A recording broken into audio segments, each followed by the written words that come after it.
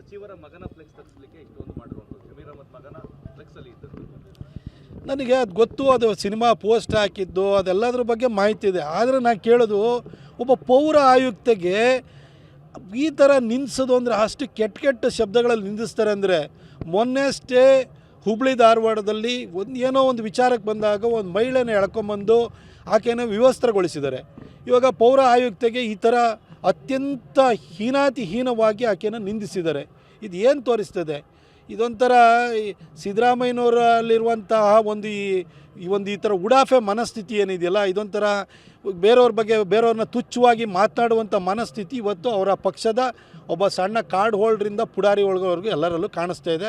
First ಸಿದ್ದರಾಮಯ್ಯನವರು ಅವ್ರನ್ನ ವರ್ತನೆ ಸರಿ ಮಾಡ್ಕೊಳ್ಬೇಕು. ನಿರ್ಮಲಾ ಸೀತಾರಾಮನ್ ಎಂಥಳವಳು ಅಂತ ಕರೆದ್ರೆ, ಈ ಮನುಷ್ಯನ ಕರೆದ್ರೆ ಇನ್ನು ಕೆಳಗಡೆ ಅವ್ರು ಏನು ಮಾಡ್ತಾರೆ? ಹಿಂದೆ ರಾಜೀವ್ ಗಾಂಧಿಯವ್ರು ಇರಬೇಕಾದ್ರೆ ಬೋಫೋರ್ಸ್ನಲ್ಲಿ ದುಡ್ಡು ಹೊಡೆದಾಗ ದೇಶದ ಪ್ರಧಾನಿನೇ ತಿಂತಾನೆ ಅಂತ ಗ್ರಾಮ ಪಂಚಾಯತಿ ಪ್ರಧಾನ ಕೂಡ ದುಡ್ಡು ತಿನ್ನೋಕ್ಕೆ ಶುರು ಮಾಡ್ದ. ಇವಾಗ ಸಿದ್ದರಾಮಯ್ಯನವರೇ ಕೇಂದ್ರ ಸಚಿವೆಗೆ ಗೌರವ ಕೊಡಲಿಲ್ಲ ಅಂತಂದಮೇಲೆ ಇನ್ನು ಕಾಂಗ್ರೆಸ್ನ ಒಬ್ಬ ಪುಡಾರಿ ಪೌರ ಆಯುಕ್ತೆಗೆ ಗೌರವ ಕೊಡ್ತಾನೆ. ಫಸ್ಟು ಸಿದ್ದರಾಮಯ್ಯನವ್ರು ಸರಿಪಡಿಸ್ಕೋಬೇಕು. ಪ್ರಶ್ನೆ ಇರುವಂಥದ್ದು, ಇಂಥ ಘಟನೆ ಆದರೂ ಸಿಎಂ ಆದಿಯಾಗಿ ಸಚಿವರು ಯಾರೂ ಸಹ ಮಾತನಾಡಿಲ್ಲ ಅಥವಾ ಅವ್ರಿಗೆ ಧೈರ್ಯ ತುಂಬುವಂಥ ಕೆಲಸ ಮಾಡಿಲ್ಲ.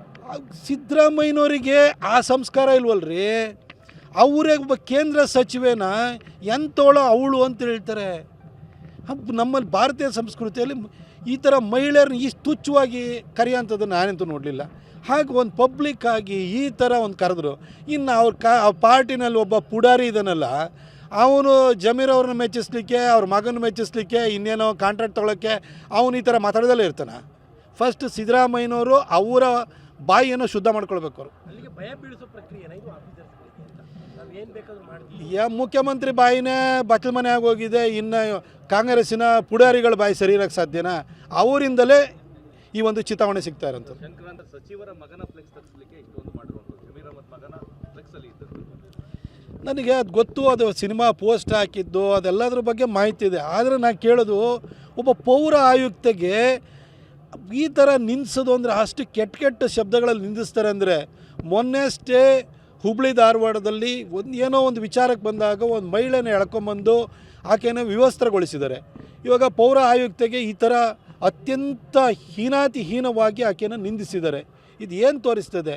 ಇದೊಂಥರ ಸಿದ್ದರಾಮಯ್ಯನವರಲ್ಲಿರುವಂತಹ ಈ ಥರ ಉಡಾಫೆ ಮನಸ್ಥಿತಿ ಏನಿದೆಯಲ್ಲ, ಇದೊಂಥರ ಬೇರೆಯವ್ರನ್ನ ತುಚ್ಛವಾಗಿ ಮಾತನಾಡುವಂಥ ಮನಸ್ಥಿತಿ ಇವತ್ತು ಅವರ ಪಕ್ಷದ ಒಬ್ಬ ಸಣ್ಣ ಕಾರ್ಡ್ ಹೋಲ್ಡ್ರಿಂದ ಪುಡಾರಿ ಒಳಗೋವರೆಗೂ ಎಲ್ಲರಲ್ಲೂ ಕಾಣಿಸ್ತಾ ಇದೆ.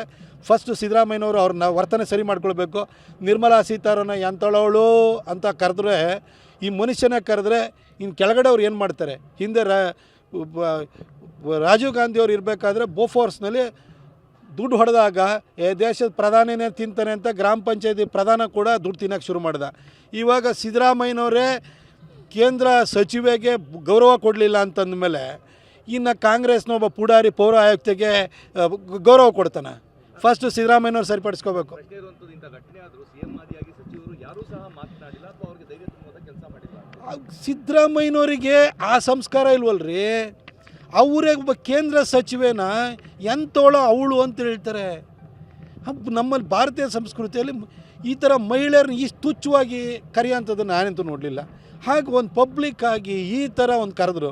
ಇನ್ನು ಅವ್ರ ಪಾರ್ಟಿನಲ್ಲಿ ಒಬ್ಬ ಪುಡಾರಿ ಇದನ್ನಲ್ಲ, ಅವನು ಜಮೀರ್ ಅವ್ರನ್ನ ಮೆಚ್ಚಿಸ್ಲಿಕ್ಕೆ, ಅವ್ರ ಮಗನ ಮೆಚ್ಚಿಸ್ಲಿಕ್ಕೆ, ಇನ್ನೇನೋ ಕಾಂಟ್ರಾಕ್ಟ್ ತೊಗೊಳಕ್ಕೆ ಅವನು ಈ ಥರ ಮಾತಾಡೋದಲ್ಲೇ ಇರ್ತಾನೆ.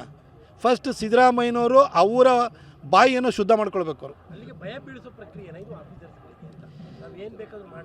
ಮುಖ್ಯಮಂತ್ರಿ ಬಾಯಿನೇ ಬಚ್ಚಲ ಮನೆ ಆಗೋಗಿದೆ. ಇನ್ನು ಕಾಂಗ್ರೆಸ್ಸಿನ ಪುಡಾರಿಗಳ ಬಾಯಿ ಸರಿ ಇರೋಕ್ಕೆ ಸಾಧ್ಯನಾ?